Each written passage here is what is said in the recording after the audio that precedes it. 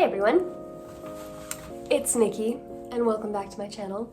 So last week I posted a short little clip just announcing that it was EDS/HSD Awareness Month and how I kind of just want to talk a little bit about that on my channel and on my social media during this month.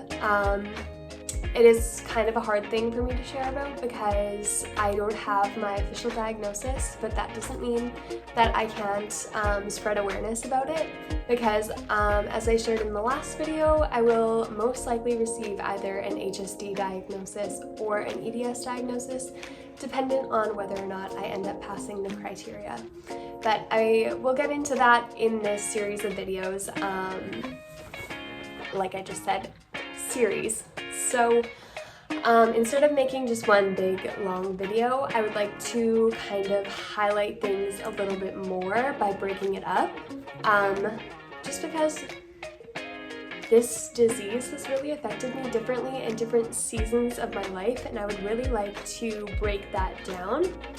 And for those of you watching, I know a lot of you are people who know me personally, people who are coming from my social media page, people who have known me my whole life, and some of you are people who I've never met in person before. And so welcome to my channel, and the reason why I feel that it is important for me to share this is specifically in my community, and for anybody who's watching who is from my community, you may have never heard of EDS or HSD. I know that oftentimes when I'm getting into conversation with someone from my community, a lot of them don't know what EDS is, and so then I'm often having to explain what it is. And so kind of with sharing a little bit on my social media, for some of you this may be the first time that you've ever heard of EDS, and so we're gonna get into that. So what is EDS?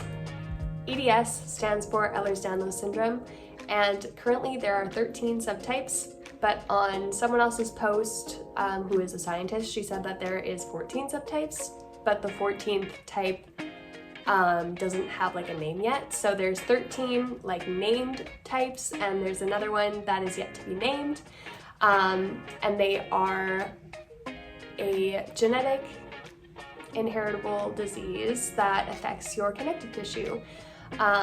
And so there's 13 types, and the type that I most likely have is the hypermobile type. The hypermobile type does not yet have a genetic component or like a gene that they can code yet, and so currently hypermobile Ehlers-Danlos syndrome is diagnosed through a clinical criteria. They give you a list, and you go through it with your doctor, and they decide whether or not you have it. And yeah, that's basically what EDS is in a nutshell. If you want to know more, you can always just Google what is EDS or what is HSD, and it'll give you better information, more information. I'm kind of new to all this if you haven't noticed, but today's video specifically is going to be how EDS has affected me. That's kind of the series that I'm going into, and so we're going to be talking about today how it affected me as a young child. So growing up for me, I grew up relatively healthy. I honestly didn't really show very many signs, so we're gonna go like way back to when I was like a little baby. So when I'm saying that there might be some signs showing well into my childhood that I had this, I don't actually know. I'm not a doctor, but this is just my like hypothesis kind of thing. So when I was a baby, I often struggled with bronchitis, and so it often, well not often, but it sometimes resulted in me having to go into the hospital for treatments because I would get really bad bronchitis. And also since I was a baby, I always had chronic constipation. I remember as a 4-year-old being like force fed prunes because I have always been chronically constipated.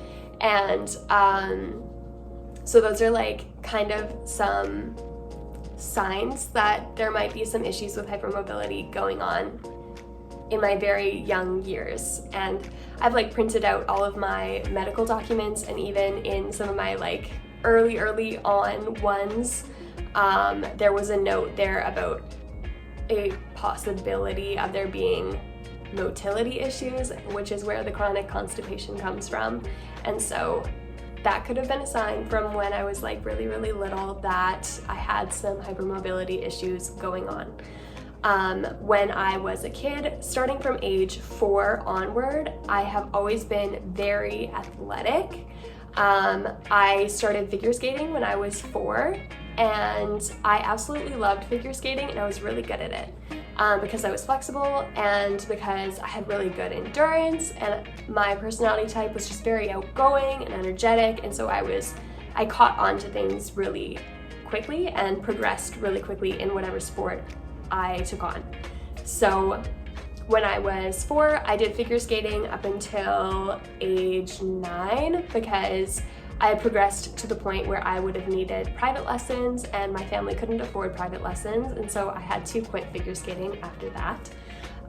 But that also gave me the opportunity to try some other sports. So some other sports that I took part in when I was really little are things like baseball, I did soccer, I did golf, I did bowling, and then when I was like a teenager, I got into a couple other sports. But I'm not done talking about my younger years. So some other signs that I had when I was little is that I also always struggled with stomach aches. I remember being really little and kind of like with the constipation, I always had really bad tummy aches. And I remember always complaining to my mom that I had a stomach ache and always needing some meds or something to help me overcome my stomach aches. And that is something that I definitely fully struggled with from like age 4 until age 10. Age 10 kind of being like, well, age 9, I guess, being the peak for me when stomach aches were really bad. And they started kind of looking into them more. Like I started having ultrasounds and blood work done to try and figure out why I was having such bad stomach aches, which they thought back then was just anxiety, but seeing as it's still a problem, it wasn't just anxiety. And so they would give me things like Rolaids and Tums and different things to try to calm my stomach aches. But the stomach stuff is what has been the most prevalent, because when I would play sports, I never complained about joint pain until I was older. So fast forward to being a preteen, I still struggled with like stomach stuff every now and then, but it wasn't holding me back anymore. I was very into bowling and curling at this point in my life, so kind of from age 10 to age 13 was when I was doing curling, which with my hypermobility in my joints, I had really good flexibility and form for curling, and so I did very well with like sliding down the ice and everything like that. I was really good at curling, and yeah, I never complained about joint pain or anything like that. But when I was really little, around that age bracket, because I was so flexible, I self-taught myself gymnastics, so I could do like cartwheels and round-offs and like all kinds of really cool tricks. And I remember I was a W sitter when I was like kind of from like really little until like age 13, maybe even older. I remember being a W sitter. So that's when you sit with, instead of sitting crisscross applesauce like a normal child, you would sit with your legs. It's like sitting on your knees, but then scoot your legs out so that you're sitting on your butt and your legs are like a W, like behind you. And then from that position, I would like creep people out by like pulling up to be like standing on my knees, and then have like both feet like beside me like they were stilts, and then like walking on my knees with like my hips are like completely next to me. So another sign that something wasn't quite right. And just different things with like hypermobility in my fingers and in my elbows. And when I was a teenager, I discovered that I can touch my elbows together behind my back, and I would freak people out all the time with that, because I can also make like a bow and arrow shape with my shoulders and elbows, which you should not try it, but I can still do it. But I discovered that when I was a teenager. But when I was 13 was another really low point for me in my health as a child. I started to struggle with really bad chronic nausea, which often affected my ability to go to school because I just felt so sick. And then I also always had a bladder infection. Like, I remember it being like, you would get to the weekend and you're so excited for the weekend, and my friends would be like, what are you doing this weekend? And I'd be like, well, I probably won't be in school on Monday because I think I'm gonna be sick all weekend. And I was always right. And it wasn't that I was like speaking that out, but that I could feel it in my body, that I wasn't feeling good on the Friday. And so I knew that I wouldn't be feeling good Saturday, Sunday, and I would most likely miss school on Monday. And that was usually the case because I'd be sick all weekend and my mom would take me to the doctor on Monday and it was a bladder infection every single time. And so I was always on antibiotics, I was always nauseous, and I also was starting to have issues with dysautonomia at this time. I had a couple of episodes where like I had taken a shower and it was accidentally just a little bit too hot, and when I stepped out of the shower I was drying off and my vision just went completely black.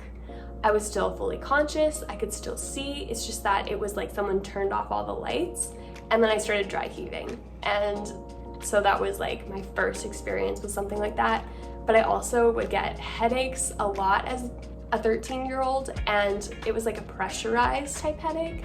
So I would wake up with these headaches and then they would only go away once I had like colorful spots flood my vision, is when I knew that the headache was like gone, was that I had seen the colorful spots and now my pressure was gone, the headache was gone. So that was most likely also another symptom of dysautonomia, because I remember another time when I was 13, I had gotten up off of the couch to come and bring one of my plates that I had upstairs into the kitchen, and I remember I stood up, I got the colorful spots, and my knees gave out and I dropped the plate.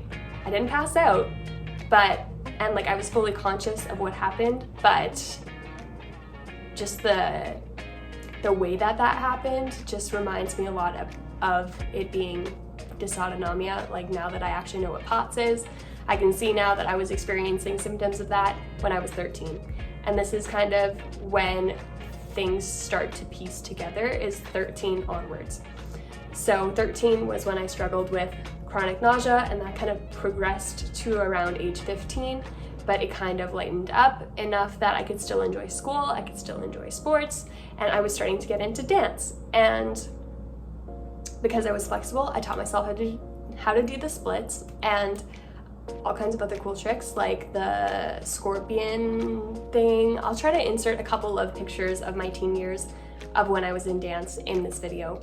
But I had gotten into that and I was still having stomach issues. This is more where I started to notice that it was more so that after a meal I didn't feel well, especially dairy. I would feel very sick after I ate anything dairy related. And so I didn't really think about it. I actually thought it was normal for people to feel bloated or nauseous or just uncomfortable after eating a meal. I thought all my friends felt that way, but they didn't. But again, I didn't really start struggling with my joints until age 15. And so when I was 15 was when I was really getting into some of the more difficult sports, so like dance and stuff like that, and I started to struggle with knee pain. And back then they diagnosed me with pre-patellofemoral pain syndrome, which ended up developing into patellofemoral pain syndrome from there. But it never stopped me from dancing. I sometimes needed to dance with a brace. And that's kind of when my joint pain really started to spiral.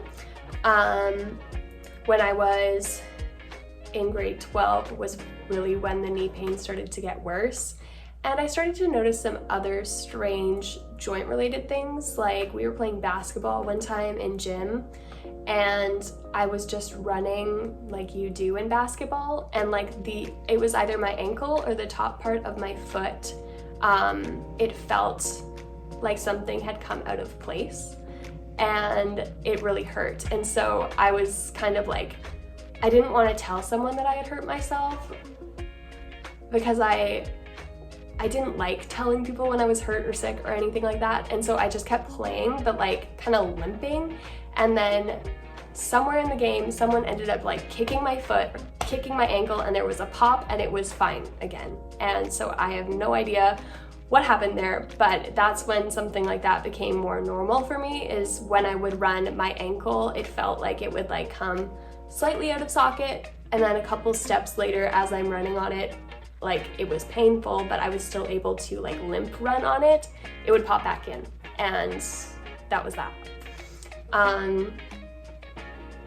Fast forward to kind of my teen years, is like the end of my teen years. So like age 17 onward is when I really started to show signs that something wasn't right in my body. And this video is already getting really long, and so I'm going to cut this off here, and then I will share with you in a second video how things started to progress and I started to notice that I had a chronic illness and realized that I missed a couple of things. And so I'm just gonna insert that in right here.